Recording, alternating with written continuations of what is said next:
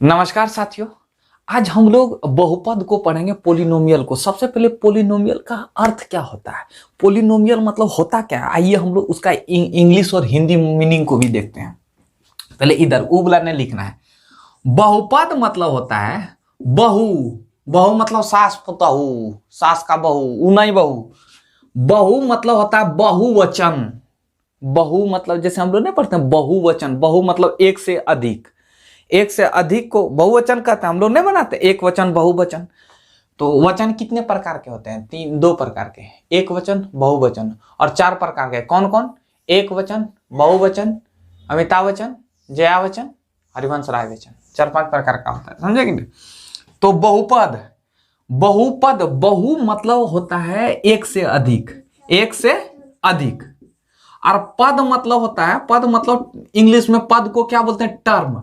एक से अधिक पद को बहुपद कहते हैं, एक से अधिक पद को बहुपद। अब इसका इंग्लिश का भी पोस्टमार्टम करते हैं। पोली प्लस नोमियल, पोली plus नोमियल।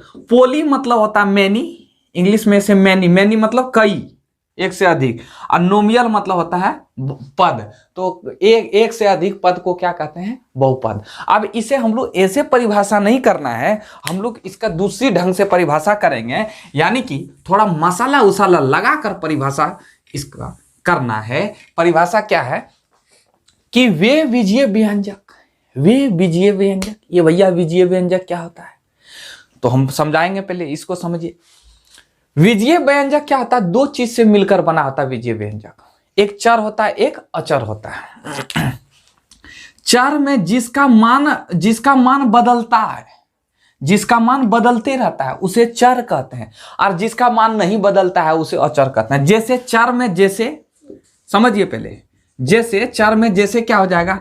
X, Y, Z, P, Q, R, 3x, इस सब का मान क्या होता है? बदलते। x का मान कभी 5 आ जाएगा, देखिएगा, कभी कभी x का मान कभी 6 आ जाएगा, कभी 7 आ जाएगा, कभी 8 आ जाएगा। इसका मान क्या होता है? बदलते रहता है। जबकि अचर का मान, जैसे अचर उसे कहते हैं जिसका मान बदलता नहीं, इंग्लिश में उसे कांस्टेंट कहते हैं। क्या बोलते हैं? कांस्टेंट, या नहीं तो उस दूसरी भाषा में नियत भी बोलते हैं। नियत वो नियत नहीं, नियत खराब वाला नियत नहीं। अचर मतलब जिसका मान नहीं बदले उसे अचर कहते हैं। जैसे दू का मान बदलता है, बदल के दिखाइएगा। कहीं अगर आंसर आ जाए दू, नहीं नहीं नहीं ठीक है, दू के बदले में हम 3, ऐसा कभी नहीं लिख सकते हैं। 2, 3, 6, 8 कुछ भी लिख सकते हैं। जिसका मान हम नहीं बदलते हैं उसे क्या बोलते हैं? अचर। और जिसका मान बदलते रहता है उसे चर कहते हैं। और दोनों मिला दें तो उसको क्या कहेंगे? बीजीय व्यंजक। समझ पा रहे? जैसे देखिए, चर x + 1 ये क्या हो गया? बीजीय व्यंजक। 2x + 3 क्या हो गया? बीजीय व्यंजक। x² + 7x क्या हो गया? बीजीय व्यंजक। या +3 क्या हो गया? बीजीय व्यंजक। अब यहां आता है बहुपद किसे कहते हैं। पहले बीजीय व्यंजक समझ पा रहे हैं? समझे कि नहीं? बोलिए बोलिए बोलिए, समझ गए? चर और अचर। चर उसे कहते हैं चर, चर मतलब जो चर गया उसे अचर चर कहते हैं, और जो नहीं चरा उसे अचर कहते हैं, चरा। समझे कि नहीं? मतलब जिसका मान बदलते रहता है उसे चर कहते हैं, और जिसका मान नहीं बदले उसे अचर कहते हैं। समझ पा रहे हैं मेरी बात को? हाँ चाचा। अब देखिए, अब इसको समझिएगा, बहुपद किसे कहते हैं। तो वैसे बीजीय व्यंजक, बीजीय व्यंजक मतलब चर और अचर दोनों आ जाएगा, जिसमें चर राशि का घात, केवल चर राशि का घात धनात्मक, कोई धनात्मक संख्या, पूर्णांक हो, धनात्मक पूर्णांक या पूर्ण संख्या हो, इसको हटा दीजिएगा। ये दिमाग में उतना नहीं रखेगा, खाली दिमाग में रखिएगा, ई वाला उतना दिमाग में नहीं रखेगा, सिर्फ ये पूर्ण संख्या को दिमाग में रखेगा। जिसका पावर यानी कि घात, घात मतलब होता है पावर, ये घात हो राजा, वो नहीं समझिए। जिसका घात पूर्ण संख्या हो, पूर्ण संख्या मतलब किसे कहते हैं? वैसी संख्या जिसे 0 से शुरू करते हैं, जैसे 0, 1, 2, यानी कि प्राकृत संख्या में 0 को शामिल कर देने पर वह संख्या पूर्ण संख्या कहलाती है। यानी कि 0 से, अरे ऐसे सोचिए ना, जब हम गिनती 1 से शुरू करते हैं, 1, 2, 3, 4, 5, 6, 7, 8, 9, 10, ये कौन सी संख्या हो जाएगी? प्राकृत संख्या। और वही गिनती अगर हम 0 से शुरू कर दें चच्चा, तो वो कौन सी संख्या हो जाएगी? पूर्ण संख्या 0 1 2 3 4 5 6 हम पूर्ण संख्या। समझ पा रहे हैं मेरी बात को? अब अगर किसी भी चर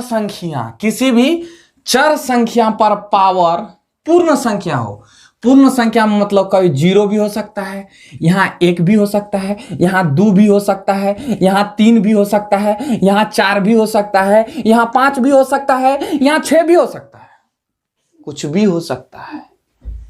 समझ पा रहे हैं? तो जब किसी भी चर संख्या पर पावर पूर्ण संख्या हो उसे हम लोग बहुपद कहते हैं। यानी कि वैसे बीजीय व्यंजक, वैसे बीजिए। अब देखिए एक बात बताइए, 6 पर पावर 2 क्या ये बहुपद है? हमको बताइए आप लोग। 6 बहुपद है? हाँ बहुपद है। ये कौन चीज है? अचर है। तो अचर क्या है? बहुपद है कि नहीं है? अचर एक बहुपद है। क्यों? चूंकि बीजीय व्यंजक जिसमें चर राशि का घात पूर्ण संख्या हो उसे बहुपद कहते हैं। समझ पा रहे मेरी बात को? हा? ये चर है, इसमें हम कैसे सर? अब इसमें आप तो बोले सर कि चर राशि, तो भैया इसमें चर राशि भी छिपा हुआ है। कैसे? इसको हम लिख सकते हैं 1, 6 पर 6 गुना 1 लिख सकते हैं, और 1 को लिख सकते हैं x पर पावर 0 है। हाँ लिख सकते हैं ना चाचा?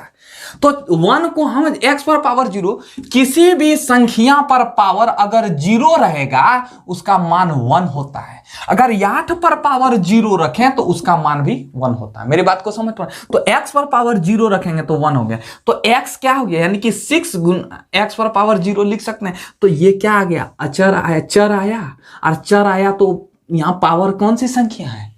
पूर्ण संख्या है। तो ये जब पूर्ण संख्या है तो ये भी क्या है? 6। हम कह सकते हैं कि 6 भी एक बहुपद है? मेरी बात को समझ पा रहे हैं? अगर आप समझे तो इसका स्क्रीनशॉट ले लीजिए, हम नीचे बैठ जाते हैं। अब ये देखिए क्वेश्चन 2 को क्वेश्चन हम बनाते हैं आपको, पहले समझाने के लिए क्वेश्चन को लिए। कह रहा है कि निम्नलिखित में से कौन सा बहुपद न है, कौन सा पद बहुपद न है ई ऑप्शन में से। तो एक बात बताइए भैया, -7 तो है। कैसे भैया? हमने बताया कि -7 में x पर पावर 0 छुपा हुआ, 1 छुपा हुआ है, तो इसको ये बहुपद तो है। y² प्लस √2, y² भी चर इसमें कौन सा है? ये है कि नहीं? तो ये चर है, इसमें पावर क्या है? चर पर पावर क्या है? धनात्मक संख्या है, और धनात्मक या पूर्ण संख्या रहे, पूर्ण संख्या रहे, धनात्मक या पूर्ण संख्या है। पूर्ण संख्या 2 क्या है? पूर्ण संख्या है। तो ये भी क्या है? हमारा बहुपद है। समझ पा रहे हैं? ये क्या पूर्ण ये है? चलिए पहले इसको बाद में देखते हैं। ये पहले देखिए, 4x² - 3x + 7, x पर पावर क्या है? पूर्ण संख्या है। x पर पावर यहां नहीं कुछ तो 1 है, ये भी पूर्ण संख्या है। ये ससुरा ये भी बहुपद है। अब इसमें देखिए, चलिए पोस्टमार्टम कीजिए उसको। ए चाचा 3√x है और +2x + 7 है, तो एक बात बताइए, 3 गुना x, ये 1 रूट को क्या लिख सकते हैं? 1/2 लिख सकते हैं, और +2x + 7 लिख सकते हैं कि नहीं? इसमें देखिए हमने क्या कहा था कि पूर्ण पावर क्या होना चाहिए? पूर्ण संख्या होना चाहिए। तो इसमें पूर्ण संख्या है कितना है? 1/2 है, 1/2 है। अब बोलिएगा कि ए गुरुजी तो एकराम बोली दला, एकराम जे छे, एकराम तो छे ना। अरे चाचा किसी में भी होना चाहिए, किसी एक में होना चाहिए। अगर किसी एक में है तो सब में, सब का वैल्यू खत्म हो जाता है। इसमें होने से क्या होगा? इसमें तो है ना, तो इसमें क्या है? 2x 3x पर पावर 1/2 जो कि ये पूर्ण संख्या नहीं है, और जब पूर्ण संख्या नहीं है तो ये बहुपद नहीं है। तो ऑप्शन नंबर सी क्या हो जाएगा हमारा? यही होगा, यानी कि ये बहुपद नहीं है। समझ पा रहे हैं? यानी कि हमारा आंसर क्या पूछा है? बहुपद नहीं है, तो यही सी होगा आंसर। अब एकराम देखिए, निम्नलिखित में कौन बहुपद नहीं है? इसमें भी बोल रहा है। चाचा क्या बोल रहा है? जरा ध्यान से सुनते हैं। आज चलिए हम लोग देखिए, इसमें तो कह रहा कुछ याद आ रहा है। चर एकराम हमरा अगुआम कुछ रहे, हमरा ओकरा को मतलब नहीं, चर को देखना है। किसको देखना है? चर को। चर पर पावर 2, इसमें भी चर पर पावर 1, पूर्ण संख्या है भैया, ये बहुपद है, यानी कि ये बहुपद है। ये हमारा आंसर नहीं होगा। हमसे पूछा कौन नए है, तो चलो भैया ये देखो ऑप्शन नंबर, ये भी क्या है? एक्स पर पावर 3, एक्स पर पावर 2, एक्स पर पावर 1, यहां सब जगह चर पर पावर क्या है, सब जगह एक चर में पूर्ण संख्या पावर है। क्या है? पूर्ण संख्या पावर है। अब देखिए सी नंबर को छोड़ देते हैं, हम डी नंबर को चलते हैं। देखिए यहां भी पावर 2, यहां 1, यहां √5, तो यहां भी क्या है, यहां भी पावर क्या है, पूर्ण संख्या है कि नहीं। तो जब पूर्ण संख्या है, पूर्ण संख्या या धनात्मक पूर्णांक होना चाहिए, समझ रहे हैं, प्लस होना चाहिए, कभी भी माइनस पावर नहीं होता है। कभी भी माइनस पावर हुआ तो वो बहुपद नहीं होगा। तो ये जब ये नहीं है, ये भी बहुपद, ये बहुपद है, ये भी बहुपद है, तो उम्मीद करते हैं सी होगा। सी आंसर आपका सी होगा, लेकिन कैसे होगा, x + 1/x है, तो x पर पावर 1 है। अब देखिए इस तरह नहीं, 1/x है ना चचा, अब इसको हम लाएंगे नीचे, x 1/x पर पावर नहीं कुछ तो 1 है, अगर इसको ऊपर लाएंगे तो x पर पावर -1 लिख सकते हैं कि नहीं, क्या लिख सकते हैं कि नहीं। x पर पावर -1 है तो यहां लिख सकते हैं x पर पावर -1, और ये x पर पावर -1 क्या है, ऋणात्मक पूर्णांक है। और क्या कहा है परिभाषा में, बहुपद के परिभाषा में क्या कहा है कि धनात्मक पूर्णांक या पूर्ण संख्या होना चाहिए। क्या ये धनात्मक पूर्णांक है? नहीं है, ये ऋणात्मक पूर्णांक है, इसलिए ये हमारा बहुपद नहीं होगा। यानी कि हमारा जो आंसर पूछा है यही सी होगा। समझ पा रहे मेरी बात को, है? समझ पा रहे कि नहीं। अब जैसे कोई भी संख्या, जैसे 1/x पर पावर 3 लिखें, इसको ऊपर करेंगे इस तरह, कभी बटे में पावर बटे इस तरह लिखा रहे तो इसको ऊपर करेंगे तो ऊपर में क्या हो जाएगा, ये प्लस है, यहां प्लस है पावर, तो ऊपर ले जाएंगे तो माइनस हो जाएगा पावर। अगर यहां माइनस रहे तो ऊपर में प्लस हो जाता है।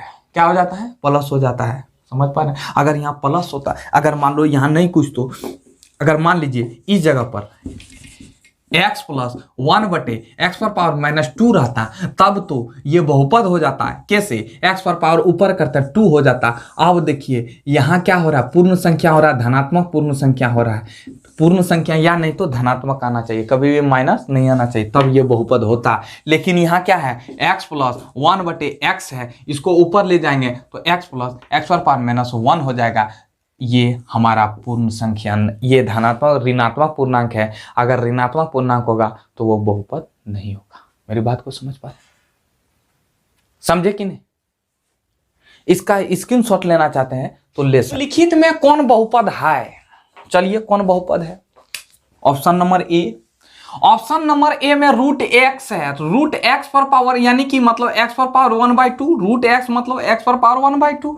क्या ये पूर्ण संख्या है? हम आपसे पूछ रहे हैं चचा, ये पूर्ण संख्या है? नहीं ना है, ये पूर्ण संख्या नहीं है, तो इसका मतलब इसका पावर क्या होना चाहिए, पूर्ण संख्या होना चाहिए, तभी ये बहुपद होगा, अन्यथा नहीं होगा। यानी कि ऑप्शन नंबर ए आपका नहीं होगा।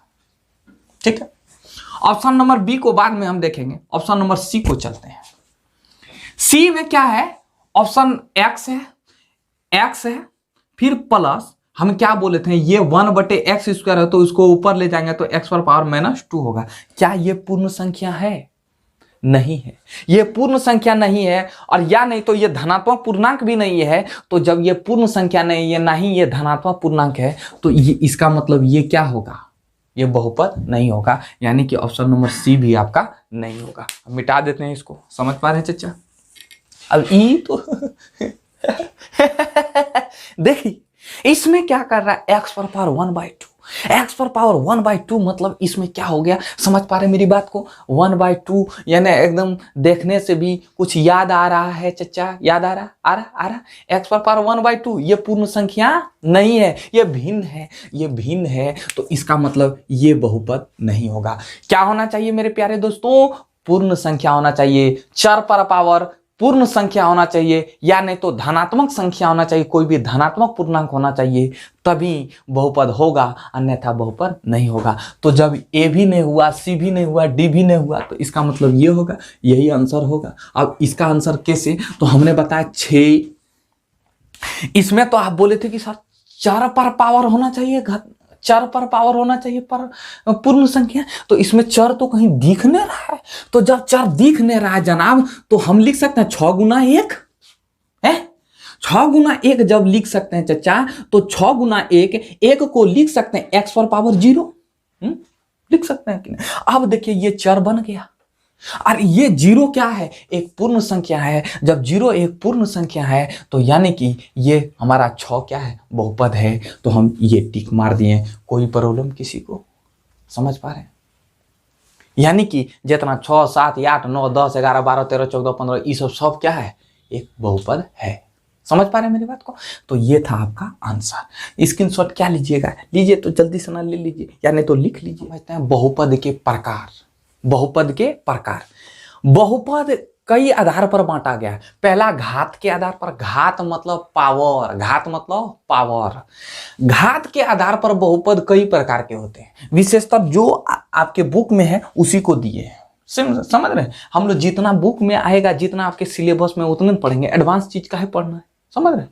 समझ पा रहे? एडवांस बेसी पढ़िएगा तो फेल हो जाइएगा, कम पढ़िएगा तो टॉप कीजिएगा। समझ पा रहे हैं? रेखिक बहुपद ऐसे बहुपद है, ऐसे बहुपद, ऐसे बहुपद जिसका घात, जिसका घात एक हो, जिसका घात एक हो, उसे हम लोग क्या कहेंगे, रेखिक बहुपद। जैसे जैसे x plus 3, x plus 3, x पर पावर कितना घात है, एक। जैसे 2x प्लस 3x, इस पर इसका बहुपद घात कितना है, एक एक है। तो ये क्या हो गया, 5x। इस सब का इसका घात, सबका घात कितना है, एक है। तो जिसका घात एक है उसे रेखिक लीनियर पॉलिनोमियल कहते हैं, यानी कि रेखिक बहुपद कहते हैं। मेरी बात को समझ पा रहे हैं चाचा? द्विघात, अब हम की बार बार लिखेंगे ऐसे बहुपद जिसका घात 2 है, जिसका घात 3 है, जिसका घात 4 है, उतना फालतू है। डायरेक्ट लिखेंगे जिसका घात क्या होना चाहिए, 2। जिसका घात 2 हो उसे हम लोग द्विघात बहुपद कहते हैं। जैसे जैसे एक्स स्क्वायर, अब जैसे जैसे x square plus 7x plus 10, या एक्स स्क्वायर प्लस 3, या x square plus 2x plus 5, इस सब का हरदी गुर्दी सबका घात कितना है, 2 है। 2 है। अब बोलिएगा कि जनाब इसमें एक घात भी है। नहीं, सबसे ज्यादा घात को देखा जाता है। तो सबसे ज्यादा घात कितना है, 2 है। अगर यहां अगर 3 रहता तो हम इस बोलते हैं कि ये समीकरण, ये बहुपद जो दिया हुआ है ये त्रिघात है। तो यहां हम 2 है, तो इसलिए ऐसे बहुपद जिसका घात 2 है उसे द्विघात बहुपद कहते हैं। समझ पा रहे हैं? फिर त्रिघात बहुपद, ऐसे बहुपद जिसका घात 3 है, जिसका घात क्या है, 3 है। जैसे जैसे x cube plus 3x square plus 2x plus 5, यानी तो एक्स क्यूब प्लस 1, यानी तो x cube plus 3x square plus 2, इस सब का ये क्या हो गया आपका, त्रिघात बहुपद। त्रिघात बहुपद जिसका घात 3 हो। और अचर बहुपद, इसको पद नहीं भी लिखेंगे तो कोई, अचर बहुपद किसे कहते हैं, जिसमें केवल एक ही पद हो, जिसमें केवल एक ही पद हो, एक ही चर पद, अचर पद हो, एक ही अचर पद हो। जैसे अचर पद 2, 3√5, ये सब क्या हुआ, अचर बहुपद हो गया। और शून्य बहुपद, ऐसे बहुपद जिसका गुणांक शून्य हो, ऐसे बहुपद जिसका गुणांक शून्य हो, जिसका गुणांक शून्य हो चच्चा, जिसका गुणांक शून्य हो उसे हम लोग शून्य बहुपद कहते हैं। जैसे अगर हम 0 गुणांक, गुणांक मतलब देखिए 2x लिखें तो इसका x का गुणांक कितना हो गया, 2 हो गया। तो यानी कि 0, अगर x स्क्वायर लिखेंगे तो इसका x स्क्वायर का गुणांक 0 हो गया। यानी कि जिसका गुणांक 0 हो उसे हम लोग शून्य बहुपद, जैसे 0x, ये क्या हो गया, शून्य बहुपद हो गया। मेरी बात को समझ पा रहे हैं? ETC शून्य बहुपद, शून्य बहुपद मतलब जिसका गुणांक शून्य हो, जिसके गुणांक शून्य हो उसे शून्य बहुपद कहते हैं। जीरो पॉलिनोमियल इसको इंग्लिश में बोलते हैं। मेरी बात को समझ पा रहे हैं? अगर इसका स्क्रीनशॉट लेना चाहते हैं तो आप ले सकते हैं आराम से। हमने घात के आधार पर बहुपद के कितने प्रकार बताया, 5 प्रकार का। पहला रेखिक बहुपद, दूसरा द्विघात बहुपद, तीसरा त्रिघात, चौथा अचर बहुपद, 5वां मैंने बताया था शून्य बहुपद। बताया था। अब हम लोग समझेंगे कि पद के आधार पर बहुपद कितने प्रकार के होते हैं। तो पद के आधार पर बहुपद 3 प्रकार के होते हैं। पहला एक पदीय बहुपद। एक पदीय बहुपद, अब देखिए घात, इसमें पद को लेना, पद मतलब टर्म, इंग्लिश में क्या बोलते हैं टर्म। कि आज जैसे हम 2 3 4 क्या टर्म लिखे हैं, 3 टर्म लिखे हैं, 1 2 3 टर्म लिखे, समझे कि नहीं समझे। 5 8 9 7 क्या टर्म लिखे हैं, 4 टर्म, 1 2 3 4 टर्म, समझ रहे हैं टर्म किसको कहेंगे।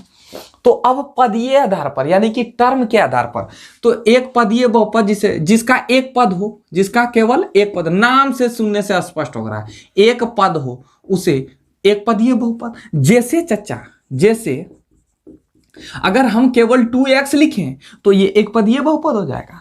5y लिखें तो केवल एक पदीय बहुपद हो जाएगा। 6z लिखें एक पदीय बहुपद हो जाएगा। 6z लिखे तो एक पदीय, 5a लिखे एक पदीय बहुपद हो जाएगा। समझ पा रहे मेरी बात को। अब द्विपदीय बहुपद, 2 टर्म लिखें, ऐसे बहुपद जिसमें 2 पद हो, जिसमें 2 पद हो।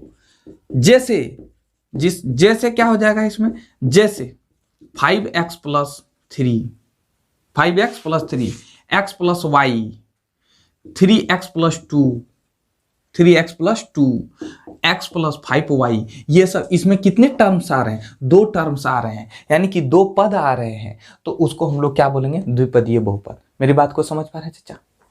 त्रिपदीय बहुपद जिसमें 3 टर्म हो, जिसमें कितने टर्म हो, जिसमें 3 टर्म हो, कहां गया, जिसमें 3 टर्म हो, जिसमें कितने टर्म हो, 3 टर्म। त्रिपदीय बहुपद मतलब जिसके 3 पद हो, जिसके 3 पद हो, 3 पद हो, उसे त्रिपदीय बहुपद कहते हैं। जैसे x³ plus 3x² plus 2x, इसमें 3 पद आ गया, इसे हम लोग त्रिपदीय बहुपद कहते हैं।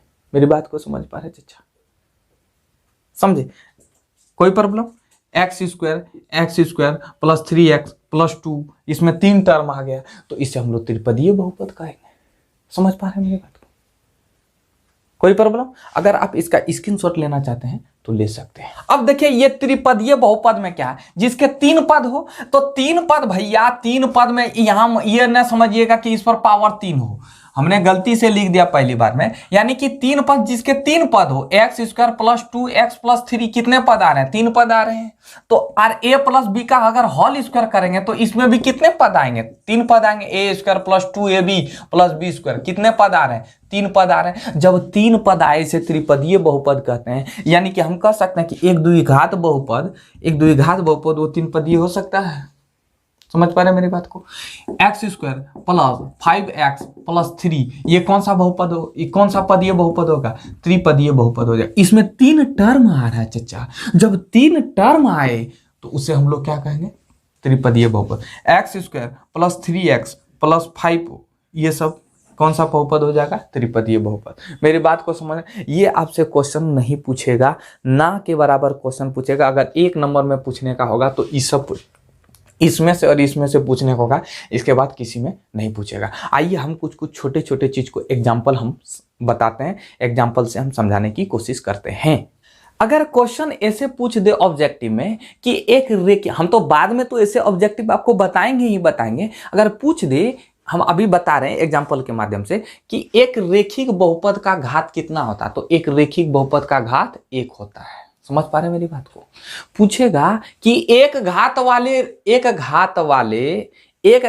बहुपद को क्या कहते हैं, तो रेखिक बहुपद कहते हैं। 2 घात वाले बहुपद को क्या कहते हैं, द्विघात बहुपद कहते हैं। मेरी बात को समझ रहे हैं चचा। तो आज हम लोग समझें कि बहुपद क्या है, बहुपद के कितने प्रकार के होते हैं, बहुपद को पहचानने के लिए। और आज के क्लास से 1 नंबर ऑब्जेक्टिव से क्वेश्चन आएगा, आज के क्लास से। समझ पा रहे हैं मेरी बात को। तो ये छोटा छोटा क्वेश्चन था। इसके बाद हम लोग अगला वीडियो में कुछ और चीज को देख लेंगे, बहुपद से ही संबंधित आपको हम अगला वीडियो में कुछ और समझाएंगे। तो मिलते हैं नेक्स्ट वीडियो में, तब तक खुश रहिए, मस्त रहिए, धन्यवाद।